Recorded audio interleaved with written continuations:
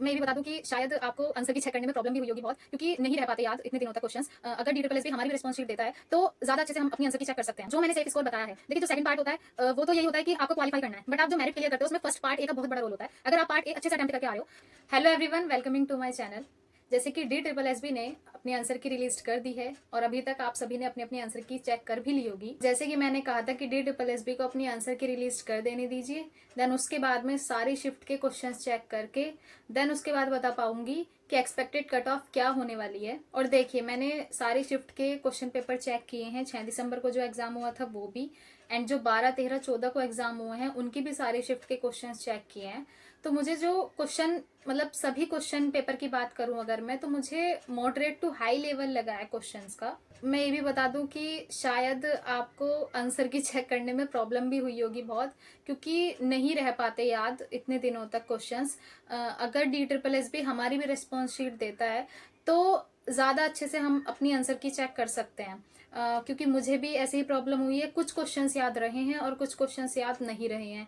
तो जो क्वेश्चंस याद रहे हैं सिर्फ उन्हीं के बेस पे हम अपना रो स्कोर जान सकते हैं, अदरवाइज नहीं जान सकते। तो जिसको जैसे जैसे क्वेश्चन याद रहे होंगे उस कैंडिडेट ने अपने अपने वैसे ही अपना रो स्कोर देखा होगा। अगर मैं कट ऑफ की बात करूं तो कट ऑफ पर ध्यान देने से पहले हम जो हमारी वैकेंसी का डेटा है एंड जो फॉर्म फिलिंग का डेटा है पहले हम उसको जान लेते हैं।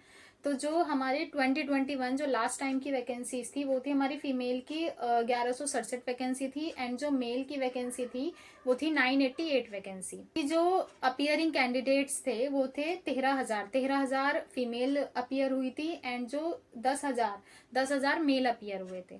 ठीक, अब अगर मैं ये 2024 की वैकेंसीज की बात करूं तो 2024 में जो वैकेंसी है वो मेल की वैकेंसी है 540 एंड फीमेल की वैकेंसी है 568। मतलब जो लास्ट टाइम 2021 की वैकेंसी थी उनका आधा मान लो, उनकी आधी वैकेंसी है इस बार। ठीक है, अब अपियरिंग कैंडिडेट्स कितने थे? Last time total appearing candidates थे 23,000, एंड जो इस वैकेंसी की बात करूं तो इस वैकेंसी में टोटल अपियरिंग कैंडिडेट्स थे 25,000। ठीक है, तो इस बार वैकेंसी भी कम है और अपियरिंग कैंडिडेट्स है ज्यादा, जबकि लास्ट टाइम वैकेंसी थी ज्यादा और अपियरिंग कैंडिडेट्स थे कम। तो ऑब्वियसली बात है कट ऑफ में थोड़ा तो फर्क आने वाला है इस बार। मैं डायरेक्ट कट ऑफ की बात कर लेती हूँ। अगर कट ऑफ मैंने जैसे सारी शिफ्ट के क्वेश्चंस देखे हैं और सबको एनालिसिस किया है, तो एनालिसिस करने के बाद मुझे कट ऑफ का आइडिया लग पाया है।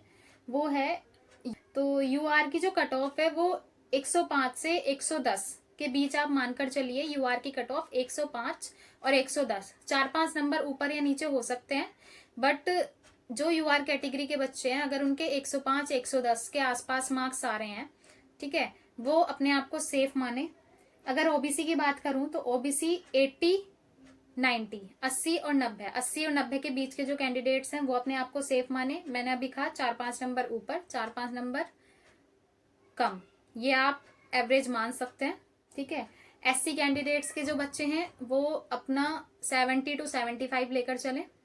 एसटी कैंडिडेट्स के बच्चे 75 to 80 एंड ईडब्ल्यूएस के बच्चे 100 to 105। जो मैंने बताया है, जो भी कट ऑफ बताई है मैंने पहले कहा है कि 4-5 मार्क्स ऊपर या फिर 4-5 मार्क्स कम, आप इतना एवरेज मानकर चलिए।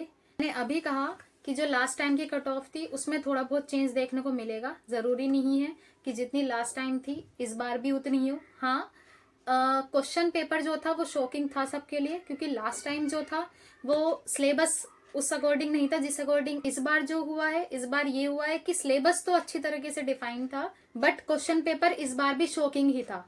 बच्चे एक्सपेक्ट कर रहे थे कि 2021 की तरह थोड़ा थ्योरेटिकल बेस्ड क्वेश्चन पेपर आएगा, बट ऐसा नहीं हुआ, कैलकुलेटिव बेस्ड था।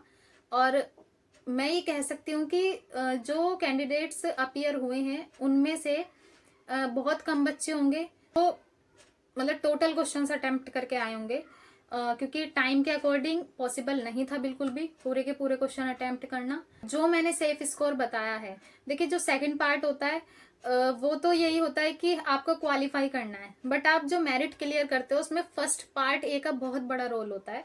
अगर आप पार्ट ए अच्छे से अटेम्प्ट करके आ रहे हो, क्वालिफाइंग क्राइटेरिया भी अच्छे से क्लियर कर पा रहे हो, तो अच्छी बात है, आपका सिलेक्शन होने के 99% चांस हो जाते हैं अगर आपने पार्ट 1 में 70-80 मार्क्स वहां स्कोर कर लिए हैं, पार्ट बी को सिर्फ और सिर्फ क्वालिफाई कर लिया है, सिलेक्शन होने के पूरे पूरे चांस होते हैं। तो जो मैंने सेफ स्कोर बताया है, अगर आप इसके दायरे में हैं तो बहुत अच्छी बात है।